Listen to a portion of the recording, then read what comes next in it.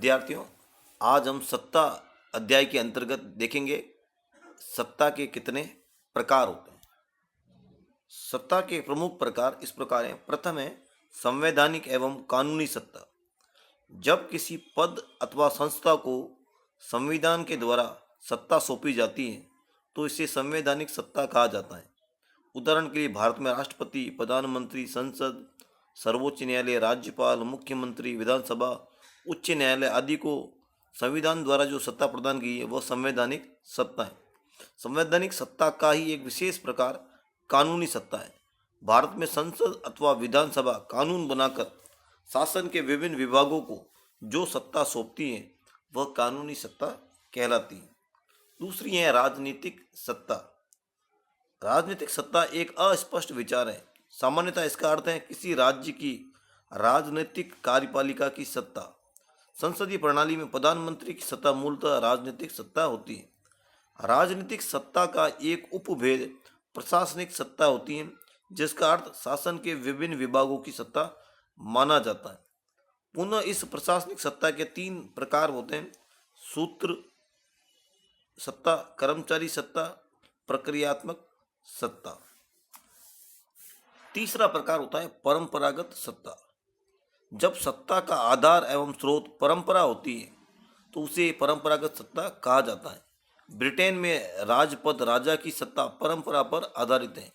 भारतीय समाज के जाति नामक संगठन की सत्ता का प्रमुख आधार परंपरा ही होती है।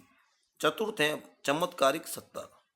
जब कोई नेता श्रेष्ठ व्यक्तित्व वाला होता है और उसे लगातार सफलताएं प्राप्त होती हैं तो आम जनता उसे नायक मान लेती है और उसे चमत्कारी व्यक्ति के रूप में स्वीकार करने लगती है।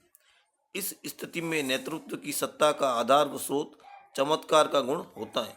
सत्ता की इस प्रकार को चमत्कारी सत्ता कहा जाता है। द्वितीय विश्व युद्ध से पूर्व जर्मनी में हिटलर को चमत्कारी सत्ता प्राप्त थी। अब सत्ता के प्रकारों के बारे में हम मैक्स वेबर के विचार सुनते हैं। मैक्स वेबर ने सत्ता की अवधारणा का समाजशास्त्रीय अध्ययन किया।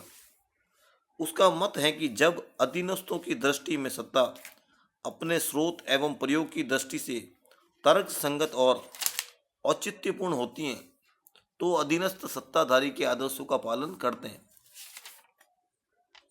तो मैक्स वेबर ये कहना चाहते हैं कि सत्ता अपने स्रोत एवं प्रयोग की दृष्टि से जब औचित्यपूर्ण हो तो अधीनस्थ सत्ताधारी के आदर्शों का पालन करते हैं। मैक्स वेबर ने सत्ता के तीन प्रकार बताए हैं: परंपरागत, बौद्धिक और चमत्कारी। प्रथम है परंपरागत सत्ता। जब अधीनस्थ सत्ताधारी के आदेशों का पालन इस आधार पर करते हैं कि परंपरा से ही ऐसा होता आया है तो सत्ता की इस प्रकार को परंपरागत सत्ता कहा जाता है। वस्तुतः अधीनस्थ परंपरा, प्रथा, रीति रिवाज आदि को स्वयं में पवित्र एवं औचित्यपूर्ण मानते हैं, इसलिए वे इन पर आधारित सत्ताधारी की सत्ता को स्वीकार करते हैं और उसके आदेश का पालन करते हैं। सत्ता के पद जैसे राजपद को आदरणीय माना जाता है और सत्ताधारी को स्वामी समझा जाता है तथा अधीनस्थ को सेवक, अनुयायी अथवा प्रजा कहा जाता है। सत्ता का ये प्रकार राजतंत्र में देखा जा सकता है। परंपरागत सत्ता की एक विशेषता यह है कि इसका प्रत्यायोजन केवल अस्थायी रूप में ही संभव होता है। दूसरा है बौद्धिक, कानूनी या कानूनी नौकरशाही सत्ता। जब अधीनस्थ सत्ताधारी के आदेशों का पालन इस कारण करते हैं कि उसके आदेश बुद्धि संगत कानूनों पर आधारित हैं तो सत्ता के इस प्रकार को बौद्धिक कानूनी सत्ता कहा जाता है। सत्ता के इस प्रकार का मूल स्रोत एवं आधार संविधान होता है और यह माना जाता है कि सत्ता सत्ताधारी व्यक्ति में नहीं अपितु संविधान द्वारा निर्मित पद में निवास करती है। उदाहरण के लिए संवैधानिक प्रक्रिया द्वारा निर्वाचित या नियुक्त किसी राष्ट्राध्यक्ष की सत्ता इसी प्रकार की होती है। अमेरिका में राष्ट्रपति तथा भारत में प्रधानमंत्री सत्ता को बौद्धिक कानूनी सत्ता माना जाता है।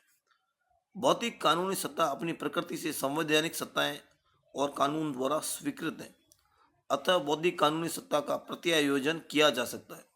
यहाँ सत्ताधारी व्यक्तिगत रूप में आदेश नहीं देता अपितु अपने पद में निहित सत्ता के अनुसार ही आदेश देने में समर्थ होता है। अतः उसके आदेशों को निर्व्यक्तिक आदेश कहा जाता है। आधुनिक राज व्यवस्थाओं में बौद्धिक कानूनी सत्ता को कानून पर आधारित नौकरशाही व्यवस्था द्वारा मूर्त एवं व्यवहारिक रूप दिया जाता है। अतः इस सत्ता के इस प्रकार को कानूनी नौकरशाही सत्ता भी कहा जाता है।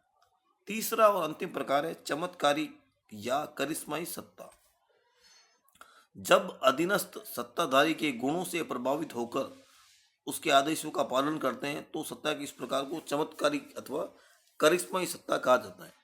वस्तुतः अधीनस्थ कानून, तर्क, बुद्धि के स्थान पर सत्ताधारी के व्यक्तित्व में अधिक विश्वास करते हैं और वे सत्ताधारी को एक तरह से महानायक जैसा सम्मान देने लगते हैं तथा सेवक या अनुयायी जैसी भावना के साथ उसके आदेशों का अनुकरण करते हैं।